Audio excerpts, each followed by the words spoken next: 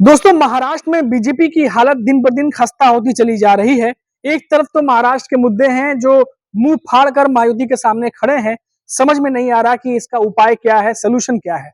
दूसरी तरफ एक एक करके नेता बीजेपी का साथ छोड़कर दूसरी पार्टी में शामिल होते चले जा रहे हैं। इनमें एक नया नाम शामिल हो सकता है जो कि देवेंद्र फडणवीस का बहुत खास बताए जाते हैं। साथ ही साथ उनकी मीटिंग हुई है एमवीए के एक बड़े नेता के साथ। आखिर कौन है वो बीजेपी के नेता जो पार्टी छोड़ सकते हैं और कौन है वो एमवीए के नेता जिनसे उनकी मीटिंग हुई है, सब पर चर्चा करेंगे। बने रहिए हमारे साथ। तो चलिए शुरुआत करते हैं अपनी इस वीडियो की। नमस्कार दोस्तों, मेरा नाम है मनीष कुमार सिंह और आपका बहुत बहुत स्वागत करता हूं मैं 4 PM महाराष्ट्र पे।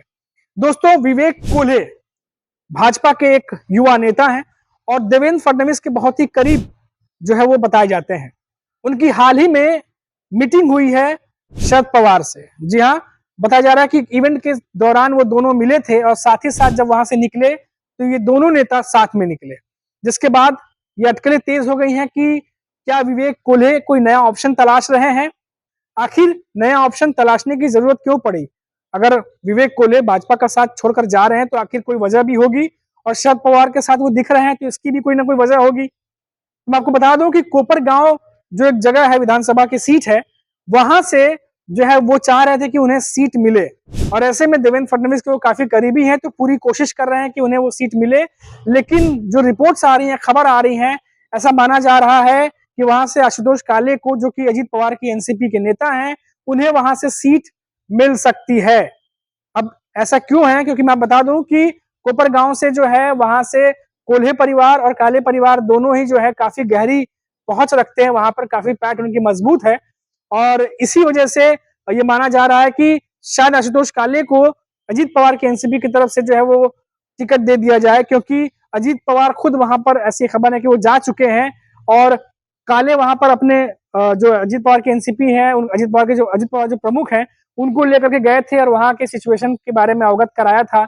और इसके बाद ये लगने लगा कि शायद वहां से अब जो नेता विधानसभा चुनाव के लिए खड़े होंगे वो आशुतोष काले खड़े होंगे, क्योंकि उन्होंने पूरा वहां पर ले जाके अजीत पवार को माहौल दिखाया।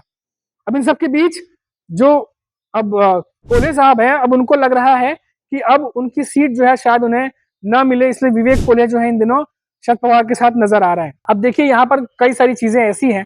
आपको बता दें कि विवेक कोल्हे जो है, उन पर कुछ साल पहले पिछले चुनावों में जो सरकारी चीनी की मिल है उसके अध्यक्ष रहे थे, वो उन पर रेड पड़ी थी, काफी मुश्किलों से वो गुजरे हैं।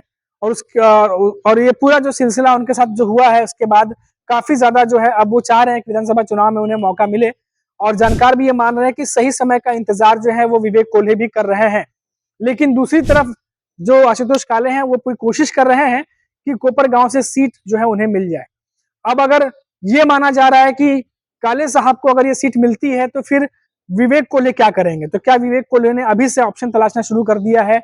बीजेपी की तरफ से अगर उन्हें इस सीट पर टिकट नहीं मिलता है तो क्या विवेक कोल्हे बीजेपी का साथ छोड़कर शरद पवार के साथ चले जाएंगे? क्योंकि मैंने आपको पहले ही बताया था कि 2022 के घटनाक्रम के बाद ये साफ हो गया है कि जितने भी विधायक हैं, जितने भी नेता हैं, वो महाराष्ट्र की राजनीति में अब दल बदल की राजनीति वो देखने को मिलेगी, क्योंकि सभी नेता जो हैं वो अपना भविष्य भी देख रहे हैं और किस पार्टी में रहकर क्या फायदा मिलेगा वो भी वो देख रहे हैं।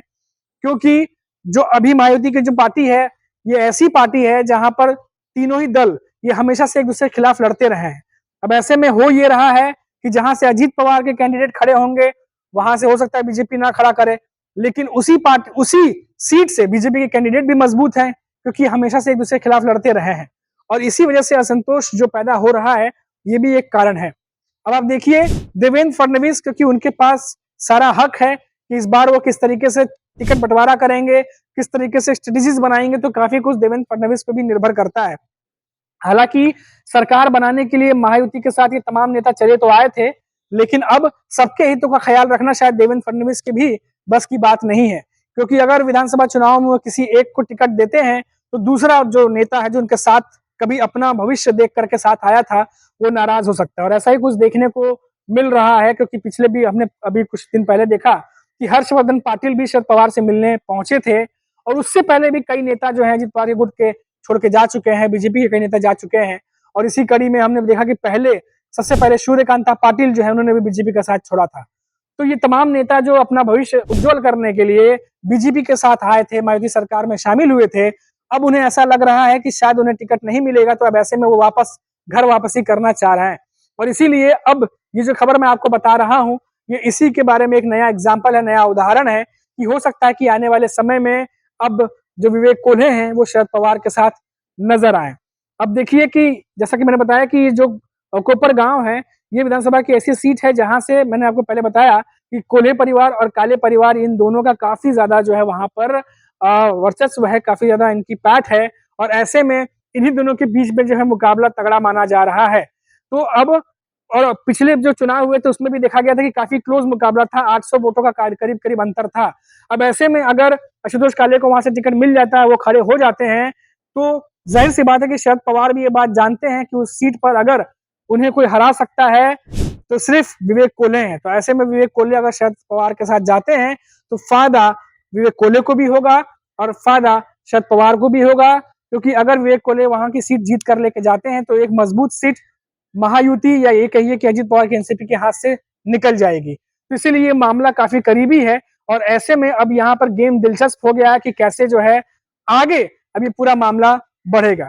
फिलहाल अभी के लिए इतना ही, फिर लौटेंगे तो बात करेंगे महाराष्ट्र की किसी बड़ी खबर पर। तब तक के लिए मुझे इजाजत दीजिए, नमस्कार।